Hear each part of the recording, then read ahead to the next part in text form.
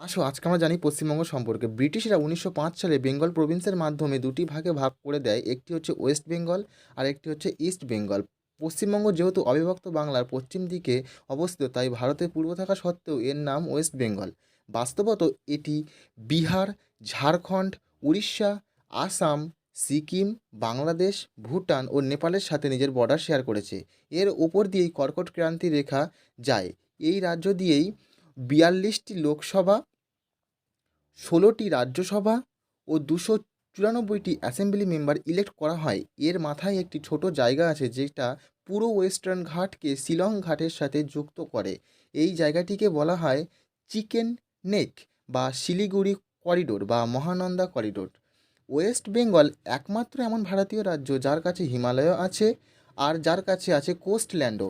সন্দাকফু এখানকার উচ্চতম শৃঙ্গ, যার উচ্চতা হচ্ছে ৩৬ মিটার। এখানে বুস্কা পাসও আছে যা ভারত ও ভুটানকে যোগ করে। গঙ্গা, তিস্তা, মহানন্দা, বাংলার দুঃখ দামোদর, হুগলি আর সুবর্ণরেখা এখানকার প্রধান নদী। ওয়েস্ট বেঙ্গলে ৬টা ন্যাশনাল পার্ক আছে, যেমন একটি হচ্ছে সিঙ্গালীলা, নেওড়া ভ্যালি, বুস্কা, গরুমারা, সুন্দরবন আর জলদাপাড়া। তাছাড়াও এখানে ১৫ ওয়াইল্ড লাইফ সেঞ্চুরি, দুটো টাইগার রিজার্ভ আর দুটো রামসার সাইট আছে, যেটা একটা হচ্ছে ইস্ট কলকাতা ওয়েটল্যান্ড আর একটা সুন্দরবন ওয়েস্টল্যান্ড।